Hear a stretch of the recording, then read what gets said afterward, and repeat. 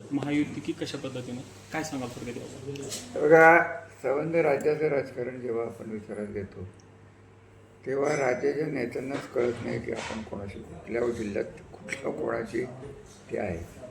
तशीच साधारण परिस्थिती आज इथं आहे. परंतु माझ्यापुरतं बोलायचं झालं तर राजकारणात पार्टी जेवढी गरजेची असते एखादी ते कोणाचा तरी टिळा लावायलाच लागतो. पण त्याहीपेक्षा कार्यकर्ते हे फार महत्त्वाचे असतात असं मानणारा मी माणूस आहे. त्यामुळे जो काही निर्णय होईल तो माझ्या कार्यकर्त्यांच्या, ते फलटणचे असतील, कोरेगावमधले असतील, नाही तर खंडाळ्याचे असतील किंवा अन्य इतर कुठले माझ्या त्यांचा भल्याचा आणि भविष्याचा विचार करून समविचाराची जिल्हा परिषद कशी राहील यासाठी मी पावलं टाकणार. तसं पाहिलं तर या वाटा ठेसन गटामध्ये कुणबी प्रमाणपत्रावरती 2 पत्रकार परिषद घेण्यात आल्या. काय सांगाल तुम्ही की समजा जर उमेदवार असं युतीचं संभाव्य उमेदवार जर आले तर कुणबी प्रमाणपत्रावरती आपण उमेदवार देणार आहोत? हां, मी तुम्हाला सांगितलं ना, माझं कुणबी हा विषयच नाही. मला जो योग्य वाटेल आणि जो कार्यकर्ता आहे आणि जो कार्यकर्त्यांना जपणार आहे त्याला आमच्याकडनं प्राधान्य मिळते. त्यामुळे हा विषय माझ्या दृष्टीने लागूच नाही होत.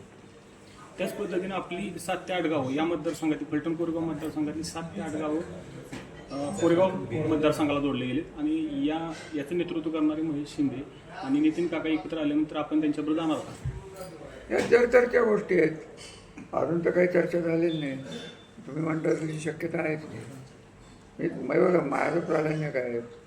पहिल्यांदा कार्यकर्त्याचं भविष्य, कार्यकर्त्याच्या ग्रामपंचायती, त्याचं राजकीय अस्तित्व हे माझ्या दृष्टीने ऑटमोस्ट जास्तीत जास्त महत्त्वाचं आहे. त्यामुळे ते जिथं राखलं जाईल आणि सन्मानाने आमच्या कार्यकर्त्यांना पुढं वागवलं जाईल, मग ते पंचायत समिती असेल किंवा जिल्हा परिषद असेल ते विचार होणार. त्याच पद्धतीने पिंपोडे गटात अशी चर्चा मोठ्या प्रमाणात की नितीन काका किंवा तुम्ही एकत्र येऊन तिथं उमेदवार टाकचाल असं काय संभाव्य म्हणजे झालंय का तुमची चर्चा वगैरे काही? परत तेच विचारतोय. अजून काही ठरलेलं नाही आहे. चर्चा चालू आहे आणि तुम्ही म्हणता असं परत आहे का तिसऱ्यांदा बोलतो. माझ्या कार्यकर्त्यांचं जिथं असेल तर मी त्याच्या पद्धतीने निर्णय घेईन.